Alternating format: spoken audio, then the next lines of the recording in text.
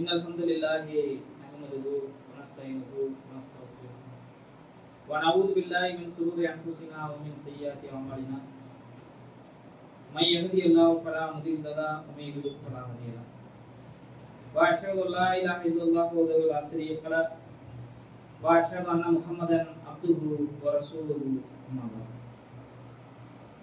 கண்ணியத்திற்குரிய எல்லாம் வல்ல ஏகரவனின் நல்லடியார்களே, அல்லாஹ்வுடைய மகத்தான கிருபையினால் அவனது சத்திய மார்க்கமான இஸ்லாத்தை நம்முடைய வாழ்க்கை நெறியாக ஏற்று அதன் பிரகாரம் நம்முடைய வாழ்வை அமைத்துக் கொண்டிருக்கிறோம். அல்லாஹ்வுக்கே ஒரு அனைத்தும் இருக்கிறோம். இந்த சத்திய இஸ்லாமிய மார்க்கம் என்பது மனிதனை சிந்திக்க வைக்கக்கூடிய மார்க்கமாக இருக்கிறது. மனிதனுடைய சிந்தனையை தூண்டக்கூடிய மார்க்கமாக இருக்கிறது. நாம் வாழக்கூடிய காலகட்டத்தில் எத்தனை கொள்கைகள் கோட்பாடுகள் இருக்கிறதோ அவையெல்லாம் மனிதனை நாங்கள் சொல்றதை அப்படியே கேட்கணும், அப்படியே நம்பணும் என்று போதிக்கிறது.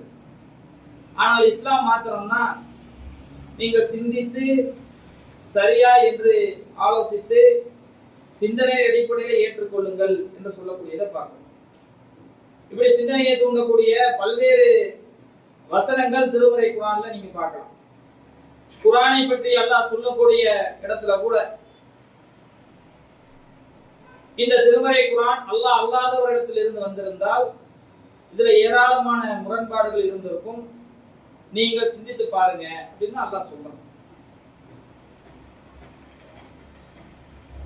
அலா குழுவில் அக்பாளுகா, உங்களுடைய சிந்தனைக்கு கூட்டு போட்டிருக்கீங்களா, சிந்திக்க மாட்டீங்களா, இந்த குர்ஆனை பற்றி நீங்கள் சிந்தித்து பாருங்க அப்படின்னு அல்லாஹ் சொல்றாங்க. இப்படி சிந்தனையை தூண்டும் விதமாக இஸ்லாமிய மார்க்கம் நமக்கு சொல்லித் தருது. இந்த சிந்தனையும் இதை பற்றி இறைவன் திருமறை குர்ஆன்ல சிலாகித்து சொல்லி காட்டுகிறான். ஒரு அமானிதத்தை வானத்தின் மீது நாம் சாட்டினோம், கொடுத்தோம். அதை அந்த வானம் ஏற்றுக்கொள்ள மறுத்து விட்டது. பிறகு பூமிக்கு அந்த அமானிதத்தை கொடுத்தோம், பூமியும் ஏற்க மறுத்து விட்டது. வலுவான மலைகள் மீது அந்த அமானிதத்தை கொடுத்தோம், அதை ஏத்துக்கன்னு, அவையும் மறுத்து விட்டன. மனிதனுக்கு கொடுத்தோம், மனிதன் ஏற்றுக்கொண்டான் அமானிதத்தை. அப்படி அமானிதத்தை ஏற்றுக்கொண்ட இந்த மனிதன்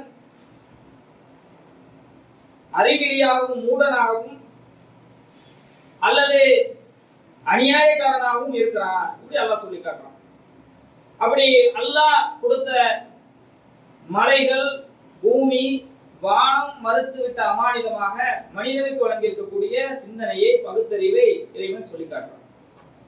நம்முடைய சிந்தனை, நமக்கு இறைவன் வழங்கியிருக்கக்கூடிய பகுத்தறிவு எல்லா ஜீவராசிக்கும் கொடுக்கப்பட்டு எங்களால இதை சுமக்க முடியாது, இதை வைத்து எங்களால சரியாக இருக்க முடியாது என்று மறுத்து விட்ட பிறகு மனிதனுக்கு இறைவன் வழங்கி, மனிதன் என்னால முடியும்னு வாங்கிட்டான், ஆனா அதை அவன் சரியாக பயன்படுத்தக்கூடியவனாக இல்லை, அல்லது வாங்கிட்டு அநியாயம் செய்யக்கூடியவனாக இருக்கிறான். இப்படி எல்லாம் சொல்லி காட்டுறதை பார்க்கணும். நம்முடைய சிந்தனை எப்படிப்பட்டதுன்னா, நாம் வாங்கியிருக்கக்கூடியது உலகத்தில் இருக்கக்கூடிய அனைத்து ஜீவராசியும் வேணான்னு மறுத்துருச்சு. நம்மளை விட பிரம்மாண்டமான இந்த அண்ட சராசரங்கள் மறுத்துருச்சு, வேணாம். நம்ம வாங்கி வைத்திருக்கிறோம் அந்த சிந்தனையை, ஆனா அதை கொண்டு நம்ம பகுத்தறிவு பெறக்கூடியவராக இல்லை, சிந்திக்கக்கூடியவர்களாக இல்லை. அப்படிங்கிறது தான் நிதர்சனமான உண்மையாக இருக்கிறது. இந்த சிந்தனையை பற்றி திருமறை குர்ஆன்ல நிறைய வசனங்கள்ல அல்லாஹ் சொல்லி காட்டுறான். நீங்க இந்த குர்ஆனை சிந்தித்து பாருங்க, மலையை சிந்தித்து பாருங்க, வானத்தை சிந்தித்து பாருங்க, பூமியை சிந்தித்து பாருங்க, நீங்க உண்ணக்கூடிய உணவை சிந்தித்து பாருங்க. பூமியிலிருந்து நீங்க முளைக்க செய்றீங்களா, இல்ல நாம முளைக்க செய்யறோமா, சிந்தித்து பாருங்க. வானத்திலிருந்து வரக்கூடிய தண்ணீரை சிந்தித்து பாருங்க. நாம நினைச்சிருந்தா எல்லா தண்ணியும் உப்பு ஆக்கியிருப்போம், கடல் நீர் மாதிரி ஆக்கியிருப்போம், அது எப்படி இவ்வளவு சுவையாக இருக்குது, சிந்தித்து பாருங்க. வீசக்கூடிய காற்றை சிந்தித்து பாருங்க. உங்களுக்கு இதுக்கு முன்னாடி பல்வேறு நபிமார்களுடைய, நல்ல மனிதர்களுடைய வரலாறை சொல்லி இருக்கிறோம். இதையெல்லாம் படிப்பினை பெறுவதற்காக, நீங்கள் சிந்திப்பதற்காக, இப்படி எல்லாம் அல்லாஹ் சொல்லக்கூடியதை பார்க்கிறோம் திருமறை குர்ஆன்ல. சிந்தனை என்பது நமக்கு வழங்கியிருக்கக்கூடிய ஒரு அமானிதம். இந்த சிந்தனை என்பது நம்மை பக்குவப்படுத்தக்கூடியதாக இருக்கிறது. நம்ம அநியாயத்தின் பாதையில் இருந்து நம்மை தடுக்கக்கூடியதாக இருக்கிறது. நம்மை முட்டாளாக இல்லாமல் நம்மை பண்படுத்தக்கூடியதாக இருக்கிறது. அதுதான் நம்ம உலகத்துல பார்க்கிறோம். நம்ம அளவுகோல்ல இருந்து பாத்தீங்கன்னா ஒரு 6 அடிக்கு ஒரு 70 கிலோ இருக்கக்கூடிய மனிதனுடைய அளவுகோல்ல இருந்து உலகத்தில் இருக்கக்கூடிய ஜீவராசிகளை பார்த்தோம்னா நம்மை விட அற்பமாக கருதக்கூடிய சின்ன சின்ன உயிரினங்கள் முதற்கொண்டு நம்ம வாழக்கூடிய காலகட்டத்தில் இருக்குது. ஒவ்வொன்றுக்கும் அதனுடைய வகைப்பாட்டை பொறுத்து ஓரறிவு, ஈரறிவு, மூவறிவு, 4 அறிவு, 5 அறிவு, 6 அறிவு, அதிகபட்சம் 6 அறிவு. அது மனிதனுக்கு மாத்திரம் தான் இருக்கிறது, சிந்திக்கக்கூடிய பகுத்தறியக்கூடிய அறிவு. மீது எல்லா உயிரினங்களுக்கும் 5 அறிவு அல்லது கீழே ஓர் அறிவுல இருந்து இருக்குது. நம்ம வாழக்கூடிய இந்த சமகாலத்துல ஓர் அறிவுல இருக்கக்கூடிய உயிரினத்திலிருந்து 5 அறிவு வரைக்கும் இருக்கக்கூடிய பிரம்மாண்டமான உயிரினங்கள் வாழ்ந்துகிட்டு இருக்கிறது. நம்ம விட பிரம்மாண்டமா இருக்கக்கூடிய யானை வாழ்ந்து கொண்டிருக்கிறது. இந்த யானையை விட பிரம்மாண்டமாக இருக்கக்கூடிய திமிங்கலங்கள் போன்ற உயிரினம் வாழுது. நல்ல பெரிய மிகப்பெரிய ஒரு திமிங்கலத்துடைய நாக்குடைய எடையை பற்றி சொல்லும் பொழுது அறிவியல் ஆய்வாளர்கள் ஒரு சின்ன ஒரு யானைக்கு ஒப்பாக இருக்கும். அவ்வளவு பிரம்மாண்டமான திமிங்கலங்கள்லாம் இருக்கு. அவ்வளவு பெரிய உயிரினம் இருக்கு. நம்மளோட ஒப்பிடும் போது பிரம்மாண்டமான உயிரினமும் இருக்கு, அற்பமான உயிரினமும் இருக்கு. அவையெல்லாம் சிந்திக்கக்கூடியதாக இல்லை. அதையெல்லாம் சிந்தித்து நமக்கு சரியானதாக பயன்படுத்திக் கொள்ளக்கூடிய அறிவு நமக்கு மாத்திரம்தான் இருக்கிறது. திமிங்கலத்தை வேட்டையாடக்கூடிய அளவு கூட மனிதர்கள் இருக்கிறாங்க. அதுல இருக்கக்கூடிய ஒரு விதமான திரவத்தை எடுப்பதற்காக வேட்டையாடக்கூடிய மனிதர்கள் கூட இருக்கிறாங்க. யானை பக்கத்திலேயும் போய் நிற்க முடியாது. யானையுடைய நாக்குடைய எடை அளவு இருக்கு. ஒரு திமிங்கலத்துடைய நாக்குடைய எடை யானை அளவுக்கு பிரம்மாண்டமா இருக்குன்னா அது எவ்வளவு பெருசா இருக்கும். அதை வேட்டையாடுற அளவுக்கு மனிதர்கள் இருக்கிறாங்க. எப்படி இருக்கிறாங்க? அவங்களுடைய பகுத்தறிவு, அவங்களுடைய சிந்தனை, இது எப்படி டீல் பண்ணலாம், இதை எப்படி வேட்டையாடலாம் என்ற அந்த அறிவை கொண்டு அவர்கள் செயல்படுவதனால் அப்படி இருக்கிறது. அப்படிப்பட்ட அறிவை நமக்கு அல்லாஹ் வழங்கி இருக்கிறான். இந்த சிந்தனையை கொண்டு நம்மை பகுத்தறிவு பெற வேண்டும். நம்முடைய வாழ்வை சிந்தித்து வளம் பெற கொண்டு நம்முடைய வாழ்வை சரியாக பயன்படுத்தி கொள்ள வேண்டும். அதற்காகத்தான் அல்லாஹ் இந்த சிந்தனையை வழங்கியிருக்கிறான். இந்த சிந்தனையை நம்ம கரெக்டா பயன்படுத்துறோமா? நம்முடைய வாழ்வுக்கு நம்ம அதை பயன்படுத்தி கொள்றோமா? உதாரணத்திற்கு திருமறை குர்ஆன்ல ஒரு அத்தியாயம் வல் ஆதியாத் என்று சொல்லக்கூடிய ஒரு அத்தியாயம். வல் ஆதியாத்தி லபுகா ஃபல் மூரியாத்தி கதுகா ஃபல் முஹீராத்தி சுபுகா ஃபஸர் நபிகி நகா ஃபவஸத் நபிகி ஜம்ஆ இன்னல் இன்சான ரப்பிகி லகனூர் அப்படின்னு ஒரு 6 வசனங்கள் வருது. முதலாவது வசனம், மூச்சிரைத்து வேகமாக ஓடக்கூடிய மீது சத்தியமாக, புழுதியை கிளப்பி ஓடக்கூடியது மீது சத்தியமாக, அதிகாலை நேரத்துல தாக்குதல் தொடுத்துவதன் மீது சத்தியமாக, கூட்டத்துடைய போர்க்களத்துடைய நடுவு பகுதியில போய் மைய பகுதியில் நின்று தாக்குதல் நடத்துவதன் மீது சத்தியமாக, இப்படி நல்லா ஒரு பிராணியை பற்றி சொல்றாங்க. இதை விளக்கம் முடிக்கக்கூடிய எல்லா அறிஞர்களும் அவங்க படிக்கும்போது நமக்கு தெரியுது அது குதிரை தான், வேற எந்த உயிரினமும் கிடையாது. குதிரையை பற்றி தான் அல்லாஹ் சொல்றான். நேரடியாக அல்லாஹ் குதிரை மீது சத்தியமாக அப்படின்னு சொல்லிட்டு போகலாம். இந்த அத்தியாயத்துல ஏன் இவ்வளவு பீடிகை எல்லாம் போடுறான்? நிறைய இடங்கள்ல அல்லாஹ்வுடைய ஸ்டைல் எப்படி இருக்கிற திருமறை குர்ஆன்ல எதையாவது ஒண்ணு குறிப்பிட்டு சொல்லி இதன் மீது சத்தியமாக அப்படின்னு அல்லாஹ் சொல்லிட்டு போயிடும். மலையின் மீது சத்தியமாக, அதிகாலையின் மீது சத்தியமாக, இப்படி அல்லாஹ் சொல்லக்கூடியதை பார்க்கிறோம். டைரக்டா அந்த விஷயத்தை கண்டென்ட் எதை பற்றி அல்லாஹ் சொல்ல வரானோ அதை நேரடியாக சொல்லி அதன் மீது சத்தியமாகன்னு அல்லாஹ் ஆரம்பிச்சுட்டு போயிடுவான். இந்த அத்தியாயத்துல வழக்கமா நம்ம ஓதக்கூடிய அதிகமாக ஓதக்கூடிய இந்த அத்தியாயத்துல உள்ள அத்தியாயத்துல ஒரு பீடிகையோட ஆரம்பிக்கிறான். அது எந்த உயிரினம்னு சொல்லல. ஆரம்பிச்ச உடனேயே அதிகாலை நேரத்துல தாக்குதல் தொடுக்கிறது, மூச்சிரைக்க கூட ஓடியது, போர்க்களத்துடைய மைய பகுதியில போய் போரிடக்கூடியது, இதன் மீது சத்தியமாக என்று ஒரு 5 அம்சங்களை சொல்றான். அது எல்லாமே குதிரைக்கு தான் பொருந்தும். அப்படியே கால்கள் தீக்குழம்பு பறக்கிற அளவுக்கு ஓடும், மூச்சிரைக்க ஓடிக்கிட்டே இருக்கும், வேகமாக போகும், தாக்குதல் தொடுக்கும் அப்படின்னு சொல்லிட்டு சத்தியமாக என்று சொல்லிவிட்டு 6வது வசனத்துல அப்படியே அடுத்த வசனத்துல அதனுடைய தொடர்ச்சியாக அல்லாஹ் பேசுறான். இன்னல் இன்சான ரப்பிகி லகனூர், மனிதன் தனது இறைவனுக்கு நன்றி கெட்டவனாக இருக்கிறான். எப்படி அல்லாஹ் நம்மளை சிந்திக்க தூண்டுறான்னா, திருமறை குர்ஆன்ல நிறைய வசனங்கள்ல நேரடியாக சிந்திங்க அப்படின்னு பொருள்படுற மாதிரி நிறைய வசனங்களை சொல்லிட்டான். இந்த குர்ஆனை நீங்கள் அஃப்லாதாக்கினும் சிந்தித்து அறிய மாட்டீங்களா? இந்த குர்ஆனை சிந்திக்க மாட்டீங்களா? அமலா குலுபில் அக்ஃபாலுகா, உங்களுடைய உள்ளங்கள்ல உங்களுடைய சிந்தனைக்கு கூட்டு போட்டிருக்கீங்களா? இப்படி நிறைய வசனத்துல நேரடியாக சிந்தித்து பாருங்க, இதுல உங்களுக்கு படிப்பினை கிடைக்கும்னு சொல்லிட்டாங்க. சில வசனங்கள்ல என்ன பண்ணுவானா, ஒரு கருத்தை அல்லாஹ் சொல்லிட்டு அதுக்கு கீழே இன்னொரு கருத்தை சொல்லுவான். நம்ம படிக்கும் போது எப்படி தோணும்னா, அதுக்கு எது தொடர்பு இல்லையோ, அதை பத்தி தான் அல்லாஹ் சொல்லிட்டு வர்றான், இது வேற அம்சத்தை சொல்றான் அப்படின்னு நினைச்சுக்குவோம். ஆனா பொதுவா திருமறை குர்ஆன் ஒரு வசனத்தோடு ஒரு வசனம் தொடர்புடையதாகத்தான் அமைந்திருக்கும். ஒரு 5 வசனங்கள்ல ஒரு குதிரையை பற்றி அல்லாஹ் சொல்லிவிட்டு மனிதன் நன்றி கெட்டவனாக இருக்கிறான், தனது இறைவனுக்கு மனிதன் நன்றி கெட்டவனாக இருக்கிறான் அப்படின்னு அல்லாஹ் சொல்றான். இந்த 5 வசனங்கள்ல குறிப்பிட்டு சொல்லும் பொழுது நேரடியாக குதிரை மீது சத்தியமாக மனிதன் நன்றி கெட்டவனாக இருக்கிறான் அல்லாஹ் சொல்லிட்டு போயிருக்கலாம். ஆனா அப்படி சொல்லல. குதிரையோட 5 அம்சங்களை சொல்லிவிட்டு அல்லாஹ் சொல்றான். எப்படி நம்மளை சிந்திக்க வைக்கிறான் அல்லாஹ்? இந்த சிந்தனை எப்படிப்பட்டது என்றால், அந்த வசனங்களை நீங்கள் உள்ளார்த்தத்தோடு சிந்தனையோடு படித்தீங்கன்னா, நம்முடைய வாழ்க்கையோட அப்படி அசை போட்டு பார்த்தோம்னா என்ன ஒரு கருத்தை எல்லாம் சொல்லி இருக்கிறான். நம்மளே வெட்கி தலை குனிற அளவுக்கு அப்படி ஒரு கருத்து, அப்படி ஒரு ஆத்மார்த்த அர்த்தத்தை உள்ள வைத்திருக்கான். இந்த சிந்தனை நமக்கு எப்படி எல்லாம் கிடைக்கிறது? சில அறிஞர்களுடைய வியாக்கியானங்கள் புத்தகங்கள்லாம் படிச்சீங்கன்னா, வரலாற்று ஆய்வாளர்களுடைய சில குறிப்புகளை படிக்கும் பொழுது அது மாதிரி நமக்கு எப்படி எல்லாம் சிந்திச்சிருக்கிறாங்க. பாக்கியாத்து சாலிகாத் அப்படின்னு சொல்லக்கூடிய ஒரே ஒரு வார்த்தை. இந்த வார்த்தைக்கு பெரும்பான்மையான அறிஞர்கள் நிலையான சாலிகான நிலையான ஒரு நன்மை, ரெகுலரா வரக்கூடிய ஒரு நன்மை அப்படின்னு நிலையான தர்மம் அப்படிங்கிற வியாக்கியானம் அர்த்தம் கொடுக்குறாங்க. இதை பற்றி ஒரு புத்தகத்துல தப்சீர் அதை பற்றின விளக்கம் கொடுக்கக்கூடிய வரலாற்று புத்தகத்துல ஒரு புத்தகத்துல பல அறிஞர்கள் அதற்கு விளக்கம் கொடுக்குறாங்க. முஜாஹித் என்று சொல்லக்கூடிய ஒரு அறிஞர் சொல்றாரு, இந்த பாக்கியாத் சாலிகாத்துங்கிறது அல்லாஹ் அக்பர், சுபஹான் அல்லாஹ், அல்ஹம்துலில்லாஹ், அல்லாஹ் அக்பர். சுபஹான் அல்லாஹ் 3 தடவை ஓதுறோம், அல்ஹம்துலில்லாஹ் 3 தடவை ஓதுறோம், அல்லாஹ் அக்பர் 33 தடவை ஓதுறோம்ல. இந்த 99 தடவை ஓதக்கூடிய இந்த திக்ர் தான் பாக்கியாத் சாலிகாத். அவருடைய விளக்கம் அது சரியா, அதுக்கு விளக்கமா அப்படின்னு போக வேண்டாம்.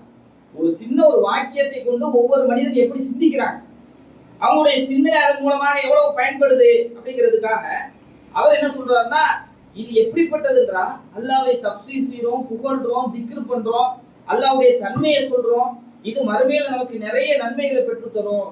இதுதான் இந்த அர்த்தம். இந்த பாக்கியாத் சாலிகாத்துக்கு இதுதான் அர்த்தம்.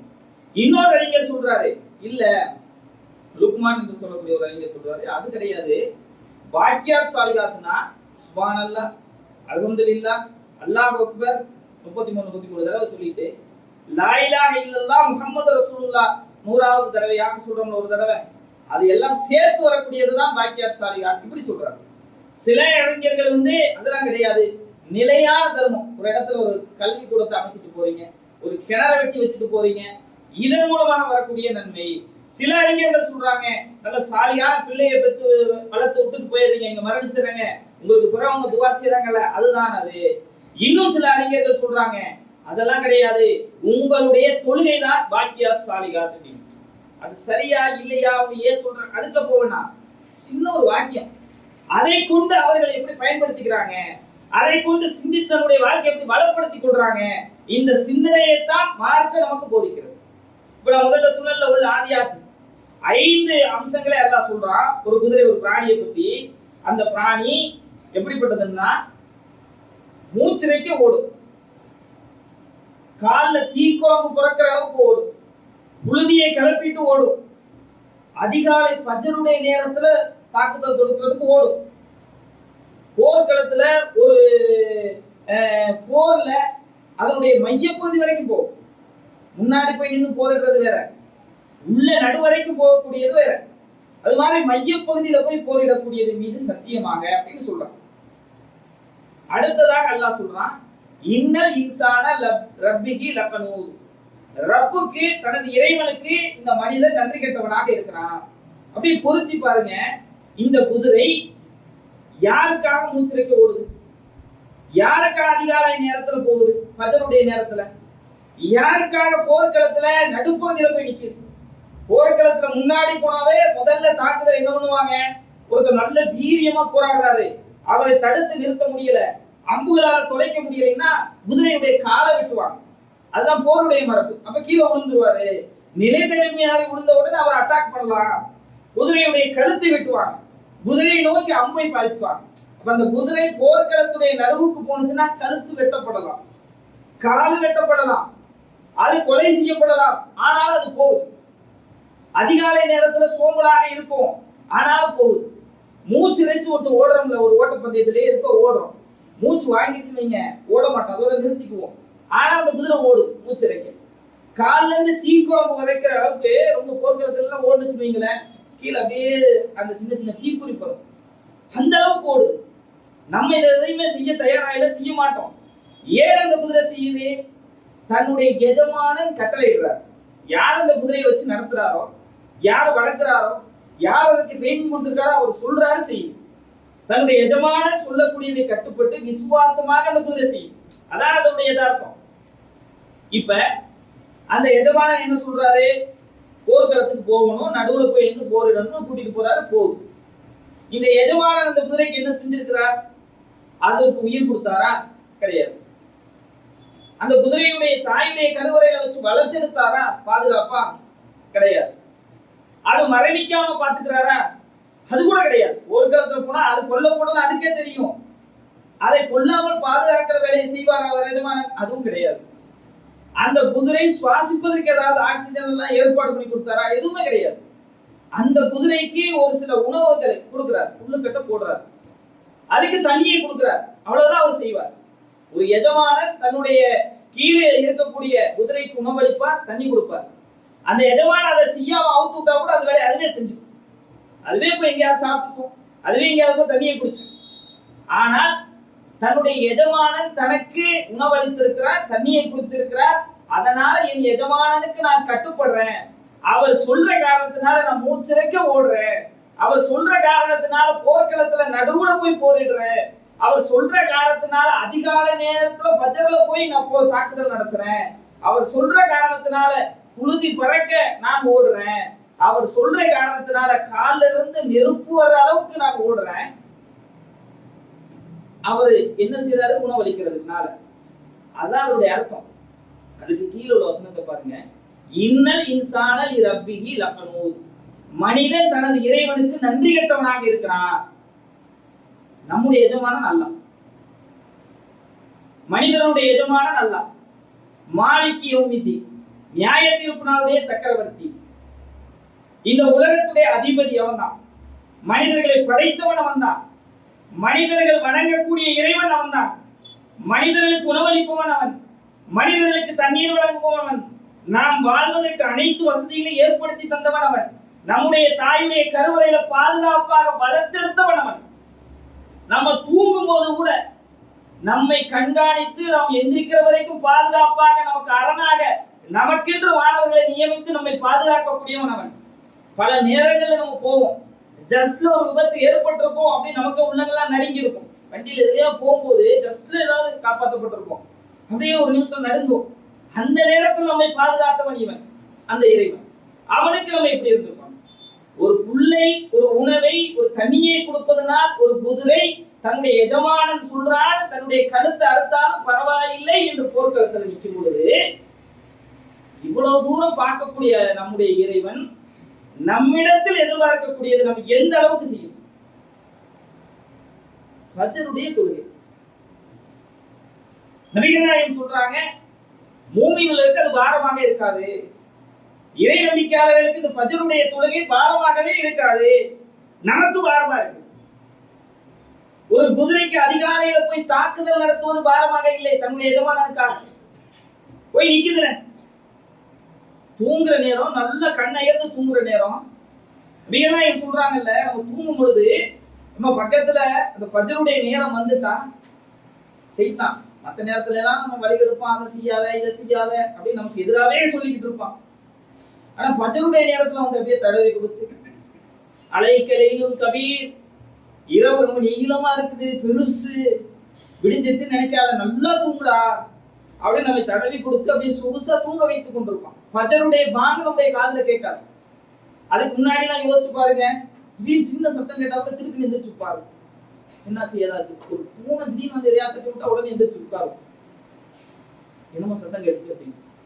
அப்படியே ஒரு சிலரை பற்றி சொல்லும் பொழுது தூங்குவாங்களா என்னன்னு தெரியல, ஒரு கண்ணை முடிச்சுக்கிட்டே தூங்குறான், சின்ன சத்தம் வந்தா கூட உடனே எந்திரிச்சு உட்காந்துறாங்க, என்னன்னு திருப்பின்னு எந்திரிச்சுறாங்க. பைக்கை போட்டு ஆரனை போட்டு அவ்வளவு தூரம் வாங்க சொல்றாங்க, கண்ணுல கேட்க மாட்டேங்குதுங்க, மத்த சத்தம் எல்லாம் கேட்குது. இவ்வளவு கண் உயர்ந்து தூங்கினாலும் உடனே எந்திரிச்சு உட்கார்றோம். ஃபஜ்ருடைய சவுண்டு வாங்க நம்முடைய காதுல கேட்கல. என்னன்னா செய்தான் அப்படியே வலிகெடுக்க அப்படியே நம்மளை தடவை கொடுத்து தூங்க வைத்துக் கொண்டிருக்கிறார். ஆனால் உண்மை நிலை எப்படி இருக்க வேண்டுமெங்களா? இந்த குதிரையை விட நம்ம 100 மடங்கு நன்றி விசுவாசத்தோடு நம்முடைய இறைவனுக்கு நம்முடைய எஜமானனுக்கு நின்றுக்கணும். அந்த குதிரையை கட்டி போட்டு எஜமானன் கொடுக்கறனாலதான் உணவுக்கு கட்டுப்பட்டு இருக்காது. அவுத்து விட்டு அது வேலையை பார்த்துட்டு போகும். ஆனா என்னுடைய எஜமானன் அப்படி இல்லை. நீ அவுத்து விட்டால் அவன் தான் எனக்கு உணவளிக்கணும். வேற யாரு தருவா நான் கேட்கிறேன். யாரு நம்மை பாதுகாப்பா? நம்ம நினைக்கிறோம் அத்தா பாதுகாக்கிறாங்க, அம்மா பாதுகாக்கிறாங்க, மனைவி இருக்கிறாங்க, கணவர் இருக்கிறாங்க, பிள்ளைகள் இருக்கிறாங்கன்னு. எல்லாரையும் அல்லாஹ் தான் நம்மை பற்றின சிந்தனையை போட்டு நம்மை பாதுகாக்க வைத்துக் கொண்டிருக்கிறான். இந்த நேரத்துல குழந்தை காய்ச்சலா இருக்குது, விடிய விடிய கண் முழித்துக் கொண்டு அதை பார்த்து கொண்டிருக்கிறோம்னா அந்த சிந்தனை அல்லாஹ் தான் போட்டு அதை பாதுகாக்க. நம்மை பாதுகாக்கக்கூடிய இறைவனுக்கு நம்ம எப்படி இருந்திருக்க வேண்டும். அதனாலதான் இத்தனையும் சொல்லிட்டு அல்லாஹ் சொல்றான். குதிரைகள்லாம் சொல்லல, டைரக்டா சொல்லிட்டு போயிடறான்ல. அதையெல்லாம் சொல்லாமல் மேலோட்டமாக சொல்லிவிட்டு இறுதியா சொல்றான், இன்னல் இன்சான ரப்பிஹி லகனூத். மனிதன் தனது இறைவனுக்கு நன்றி கெட்டவனா இருக்கிறான். சிந்தித்து பாருங்க, எப்படி இருந்திருக்கணுங்க நம்ம வாழ்க்கை.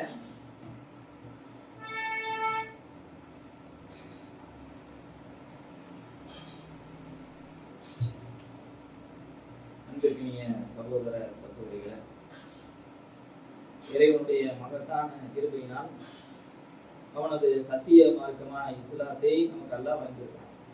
இந்த இஸ்லாம் என்பது நேர்வழி. யார் இந்த இஸ்லாமிய மார்க்கத்தை ஏற்றுக்கொண்டாரோ அவர் வெற்றி அடைந்து விட்டார். அப்படித்தான் திருமறை குர்ஆன் நமக்கு சொல்லித் தருகிறது.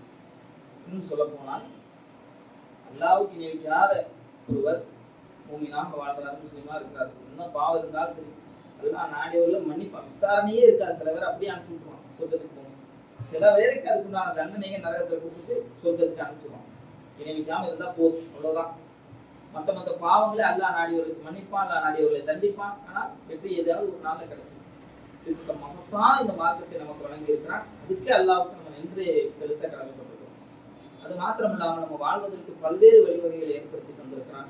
சிந்தனையை கொடுத்திருக்கிறான், சிந்திக்கக்கூடிய ஆற்றலை கொடுத்திருக்கிறான், எது சரி எது தவறு என்று பகுத்தறியக்கூடிய அறிவை கொடுத்திருக்கிறான். அப்படிப்பட்ட இறைவனுக்கு நாம் நன்றி மிக்க மனிதர்களாக இருக்க வேண்டும். நன்றி கெட்டவர்களாக மாறிவிடக்கூடாது. திருமறை குர்ஆன்ல நிறைய இடங்கள்ல யார் அல்லாஹ்வுக்கு நன்றி செலுத்துறாங்களோ அவங்களுக்கு நன்றி செலுத்தப்படும். இந்த மனிதன் அல்லாஹ்வுக்கு நன்றி கெட்டவனாக இருக்கிறான், அல்லாஹ்வுக்கு நன்றி செலுத்துங்கள், இப்படி எல்லாம் சொல்லக்கூடிய வசனங்களை பார்க்கிறோம். இதெல்லாம் நமக்கு எப்ப கிடைக்கும் என்றால், நாம் சிந்திக்கக்கூடிய மக்களாகவும், குர்ஆன் படிக்கக்கூடிய மக்களாகவும், குர்ஆன் மூலமாக படிக்கக்கூடியவற்றை நம்முடைய வாழ்க்கைக்கு பயன்படுத்திக் கொள்ளக்கூடிய மக்களாக மாற வேண்டும். அதற்கான நல்ல வாய்ப்பை வல்ல இறைவன் நம் அனைவருக்கும் ஆக்கிரமிப்பாக என்று பார்த்துட்டு என்னுடைய ஜும்மாவை நிறைவு செய்கிறேன்.